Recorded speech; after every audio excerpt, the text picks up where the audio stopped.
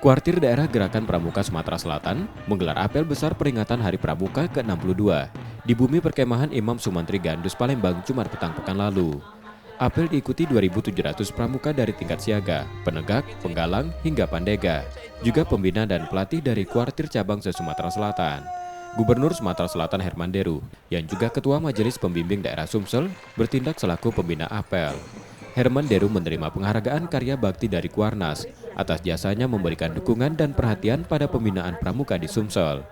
Sementara Herman Deru juga menyematkan rencana Dharma Bakti, Karya Bakti dan Pancawarsa pada perwakilan Mabicap dan Kuarcap se-Sumsel.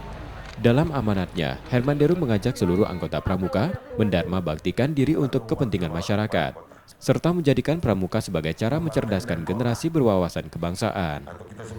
Hari ini kita memperingati Hari Pramuka yang ke-62 tahun 2023. Untuk itu saya mengajak kepada anggota pramuka dimanapun berada untuk selalu berupaya mendharma baktikan diri untuk kepentingan masyarakat, bangsa dan negara, dan menjadikan kepramukaan sebagai bagian untuk mencerdaskan anak bangsa, mendidik insan mandiri dan berprestasi, dan menjadi wadah menyemai generasi berwawasan kebangsaan dan berkarakter Pancasila.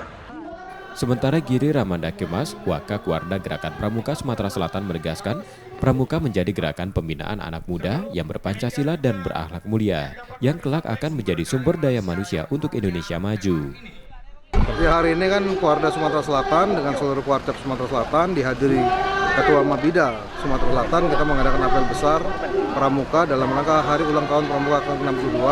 Yang kita harapkan ke depan adalah gerakan pramuka tetap menjadi gerakan yang bisa membina anak-anak muda Indonesia menjadi insan-insan berpancasila yang berakhlak mulia dan bisa memberikan kontribusi kepada bangsa Indonesia ke depannya.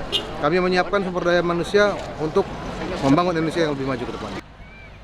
Rangkaian peringatan Hari Pramuka diisi berbagai kegiatan, seperti lomba kepramukaan, anjang sana, ziarah makam pahlawan, bakti masyarakat, dan perkemahan.